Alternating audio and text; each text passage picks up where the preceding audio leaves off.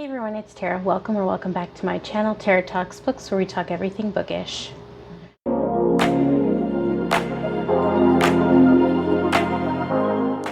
So today I'm going to be doing my May TBR as well as my TBR for the Ever After Historical Romance Readathon that I will be co-hosting as well as participating in for the last 2 weeks of May. So it will run from May 17th to May 31st. And I actually gave myself a lot of choices for that one because it is a bingo board and I have to get like 3 in a row. So I gave myself multiple choices to try and do that.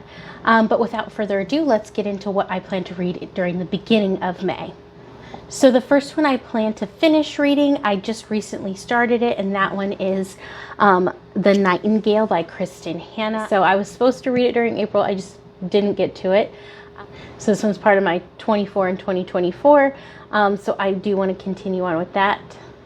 So I know this one follows 2 sisters during like World War II and kind of, I guess, how their lives diverge quite a bit and kind of their story. So I've just gotten into it, so I'm not sure much more about that, but I'm really excited because I do really enjoy historical fiction.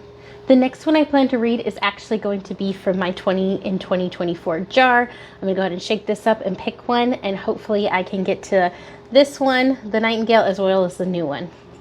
The one that I got is The Inn on Sweet Brier Lane, and I've been wanting to get to this one, so I'm excited I pulled it. It is a romance. I'll go ahead and get it. So this one is The Inn on Sweet Brier Lane by Jeannie Chen, and I'm really excited about this one. It's actually blurbed by Christina Lauren. I just noticed that, but it says, "I must read voice in romance." This has been on my TBR for quite a while, hence why it's in my 24 and 2024. So this one I know, I believe it's like small town romance. I believe like her inn is in trouble and he's like opening up a new bar in town, but he lives right next door and he's kind of like grumpy and broody, and it's kind of like their love story from there. So I don't want to know much about it. I just want to kind of go into it. And this one again has been on my TBR for a long time, so I'm excited to get to this one. And now we're going to jump into my Ever After Historical Romance Readathon picks. I did end up picking Julia Quinn, An Offer from a Gentleman. This is the next one that I need to read in the series. And this is Benedict Story, so it's the 3rd book in the Bridgerton series, and it is a Cinderella retelling. So that will count for one of the prompts. And I even think this would work too for Crystal's like favorites. So that is on the bingo board as well. So hopefully I'll get to this one and it can take up 2 spots. We'll see. I'm really excited to continue on in this series. The next one is actually on my Kindle, and that one is Nobody's Duke by Scarlett Scott. I've heard so much good about this one. I know it's second chance romance, and I've enjoyed Scarlett Scott's writing before. I've read one from her, so I want to continue on with like her backlist. The next one I have is The Highwayman by Kerrigan Byrne, and this one I know it's a dark historical romance, and it is Crystal from Books for Ever After's favorite, one of her favorites, so I was going to give it a try. I've also heard multiple people really enjoy this one if they enjoy dark historical romance, so I definitely want to give it a go. It is a very popular one, so I don't know much going in on this one. Sorry guys.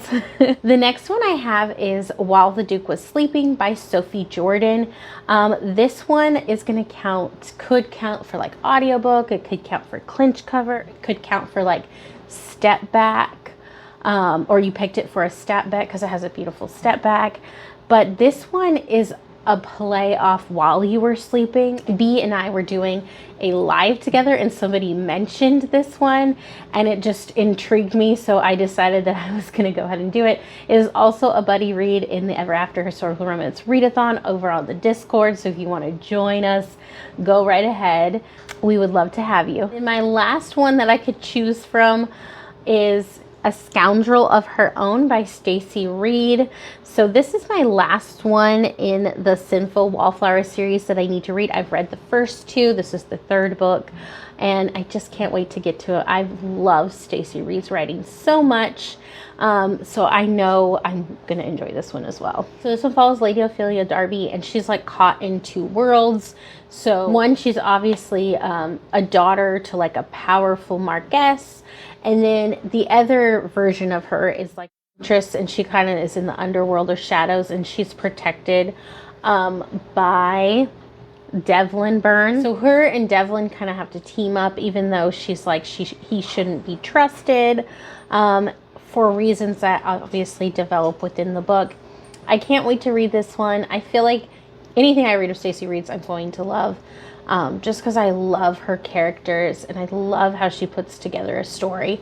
She's just one of my favorite historical romance authors. So those are all the books that I plan to read. Again, the historical romances are just so I have options. I will likely not get to all of them within those 2 weeks, but I really want to give myself a bunch of options to choose from for the Ever After Historical Romance Readathon.